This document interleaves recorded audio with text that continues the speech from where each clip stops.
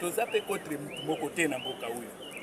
Mais objectif oyo batindelaki yango état de siège na Ituri échoué automatiquement parce que chez nous il y a 3 ans depuis décrété qui mesure spéciale à état de siège pour poser kimia na province na biso ya Ituri.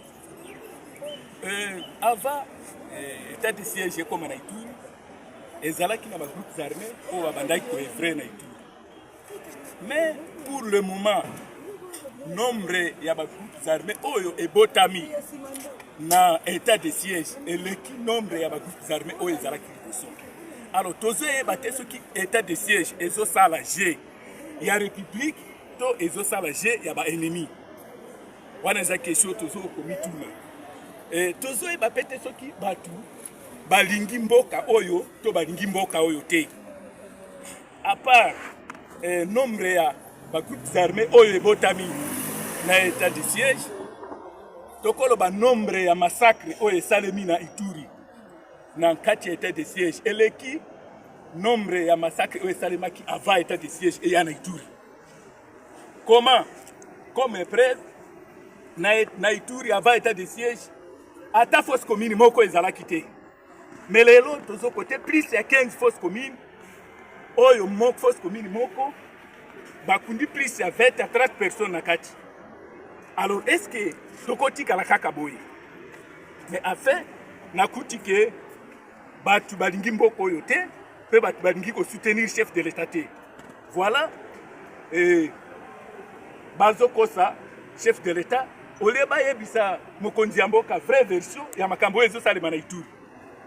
Na lingaki na senga na ba collègue na biso ya ba province mosusu ba bazo comprendre te biloko ezo salema na este na province na biso précisément na Ituri ba mekana no kosala ba kete ba koyeba ba ko comprendre que jeo ezo salema na Ituri na c'est état de siège exagé tokolo ba eza ya république te mais exagé ya ba ennemi parce que ezobebisa image ya chef de l'état na province ya Ituri. Vraiment biso ba député ya Ituri to sengi pirema ba bimisa état de siège parce que esungi biso te na Ituri.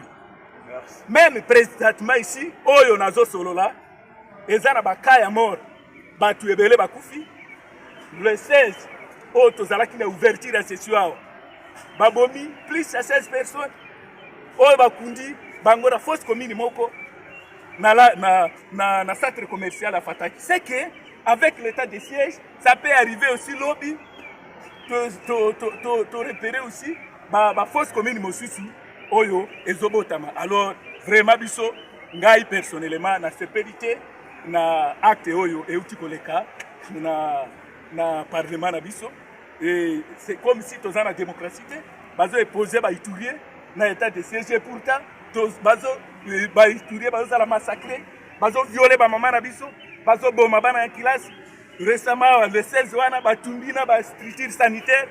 Alors tozo ebate soki tozo wapi tozo zanga soki toko se placer wapi. Et tant que député national, message ni européen à la population ya Ituri. Message on a fait à la population ya Ituri. Vraiment journaliste tozo zanga soki toko lobani parce que nous sommes dépassés. Population ya Ituri ba pesi biso mandat ya koya ko défendre bango. Ya koya ko loba makambora bango. Mais moi eto loba ezate bomonaki elengora biso to songi ba parole boy ko pesa biso parole. Alors toko lobani.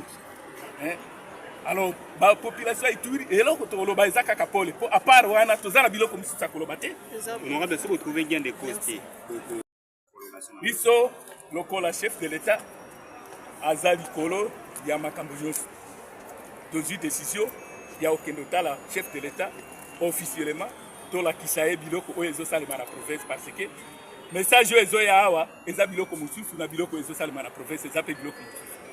Merci beaucoup.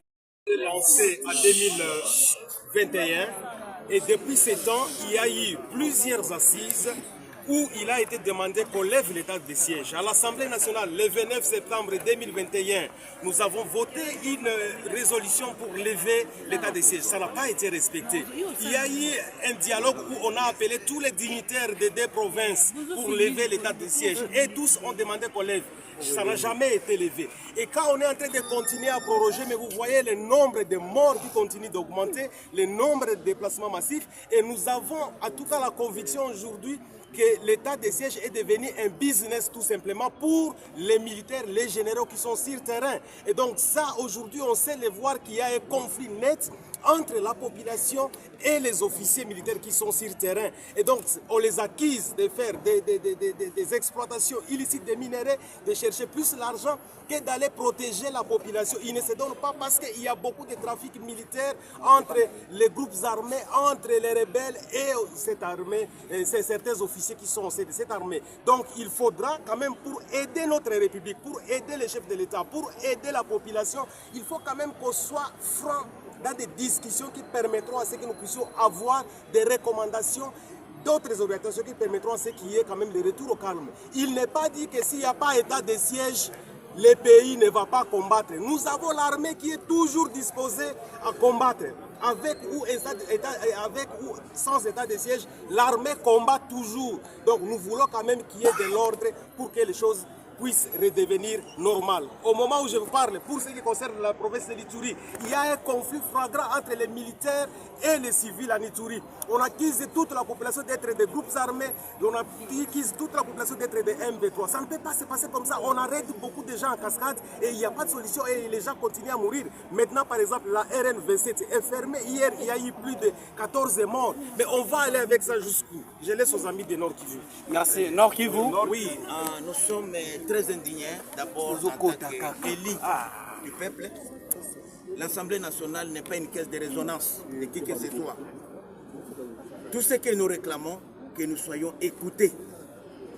L'état de siège a démontré ses limites.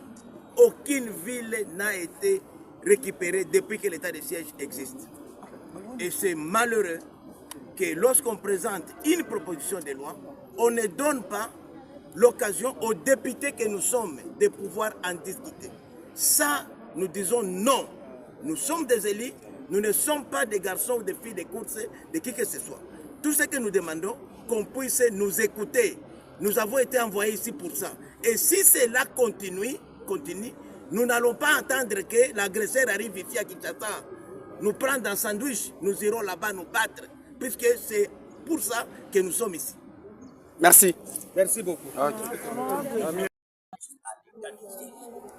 Mais s'il organise un référendum, fermons les frontières avec le Rwanda, ça sera 100% oui pour la fermeture des frontières avec le Rwanda. Et nous insistons que même dans les négociations qui se tiennent, que ce soit à Luanda, que ce soit à Nairobi ou ailleurs, quand nous voyons les délégués qui nous représentent comme République démocratique du Congo, sans la présence des leaders de l'Ituri, du Nord Kivu ou du Sud Kivu, nous sommes indignés. Et pour mettre fin à ce clivage, nous insistons que dans les jours qui viennent, si on ne nous écoute pas, notre présence ne se justifie plus au sein de cette Assemblée nationale. Nous chercherons un lieu où nous irons discuter sur notre sort et le sort de notre peuple. Et nous sommes sérieux. J'insiste, nous sommes très sérieux. Parce que continuer à voter d'une manière automatique l'état de siège, sans évaluer son apport, c'est une haute trahison. Merci. Je vous remercie.